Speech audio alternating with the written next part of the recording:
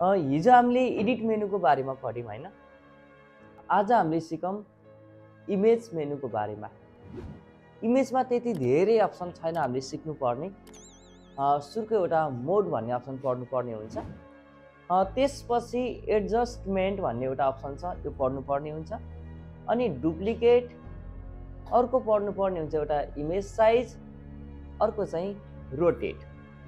हामीलाई चाहिने अप्सन भनेको, इम्पोर्टेन्ट अप्सन भनेको यति चारवटा अप्सन हो, जसमध्ये आज हामीले सुरुको मोड भन्ने अप्सन पढ्नेछौँ।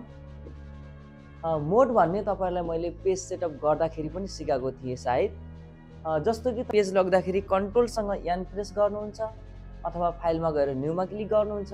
पेजलाई सेटअप गरिसकेपछि यसमा मोड भन्ने एउटा देख्न सक्नुहुन्छ, जसमा एउटा ग्रेस्केल भन्ने छ, एउटा RGB भन्ने छ, एउटा CMYK भन्ने छ। तीनटा मध्ये एउटा लैजाने हो हामीले। ग्रेस्केल लग्दा के हुन्छ? ग्रेस्केल लग्दा के हुन्छ? नर्मलमा हैन, ब्ल्याकमा देखाउँछ भने RGB कलर युज गर्नु छ अथवा हामीले कुनै पनि डिजाइन बनाउँछौँ, त्यो डिजाइनलाई डिजिटल पोस्टको लागि युज गर्ने हो भने हामीले RGB युज गर्नुपर्छ भने CMYK भनेको ब्यानरहरूको लागि मैले भनेको थिएँ हैन।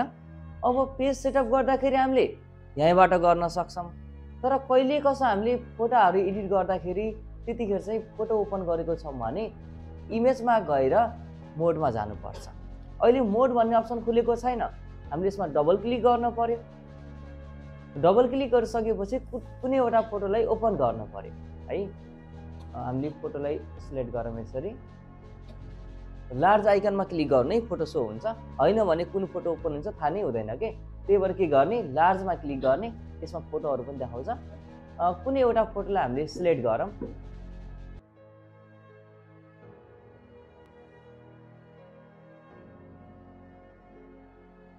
मैले यही फोटो एउटा सिलेक्ट गरेँ है, ओपनमा क्लिक गर्ने यसरी। यति भइसकेपछि इमेजमा क्लिक गर्नु, इमेजमा क्लिक गरिसकेपछि मोडमा क्लिक गर्नु। मोडमा अहिले कुन मोडमा छ? हाम्रो RGBमा छ, किनकि यो डिजिटल पोस्टको लागि बनाएको एउटा स्टिकर हो, त्यही भएर हामीले RGBमा राखेको छौँ। अब यसलाई CMYKमा राख्ने भयो, यसरी CMYK कलरमा राखिदिनु होला। थोरै मात्रै कलर मात्रै चेन्ज भएको छ, त्यस्तो इफेक्ट केही पनि देखिन्न यसमा है।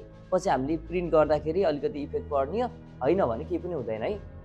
फेरि इमेजमा जानुहोस्, इमेजमा गइसकेपछि मोडमा जानुहोस्। मोडमा गइसकेपछि एउटा छ ग्रेस्केल, यसको प्रयोग गर्नु अनि ओकेमा क्लिक गर्नु।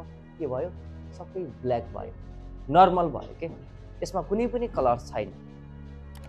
फेरि यसलाई चेन्ज गर्ने हो भने इमेजमा गएर फेरि मोडमा गएर यसरी RGB पनि युज गर्न सक्छ। RGB चेन्ज गर्दा यसको कलर चाहिँ चेन्ज हुन्छ, तलको कलर चाहिँ चेन्ज हुन्छ, यो चाहिँ चेन्ज हुन्छ। यसको लागि चाहिँ हामीले कन्ट्रोलसँग Z गर्नुपर्छ है, कन्ट्रोल Z।